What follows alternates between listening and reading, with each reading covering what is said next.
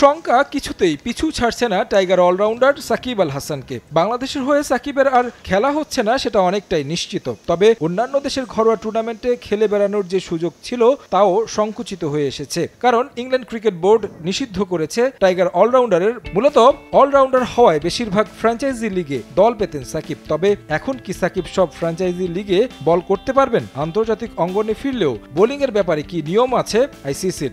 অবৈধ বোলিং অ্যাকশনের ব্যাপারে বেশ কিছু নিয়ম বেঁধে দেওয়া আছে ক্রিকেটের নিয়ন্ত্রক সংস্থার, যেখানে কোনো ক্রিকেটারকে ঘরোয়া ক্রিকেটে নিষিদ্ধ করা হলে কি করতে হবে, আন্তর্জাতিক অঙ্গনে ফিরতে হলে কোন কোন পরীক্ষার মধ্য দিয়ে যেতে হবে, সব বিষয়ে উল্লেখ আছে আইসিসির অবৈধ বোলিং অ্যাকশন সংক্রান্ত অনুচ্ছেদের 11.1 ও 3-এ, যেখানে বলা হয়েছে আইসিসির অন্তর্ভুক্ত কোনো ক্রিকেট ফেডারেশন যদি একজন বোলারকে তাদের নিজস্ব নীতিমালার অধীনে ঘরোয়া ক্রিকেটে বোলিং নিষিদ্ধ করে এবং সেই নিষেধাজ্ঞা যদি স্বীকৃত পরীক্ষাগারে মানসম্মত বিশ্লেষণী বিধি অনুসরণ করা হয়, তাহলে সেই নিষেধাজ্ঞাকে আইসিসি আমলে নেবে এবং আন্তর্জাতিক ক্রিকেটেও আরোপ করবে।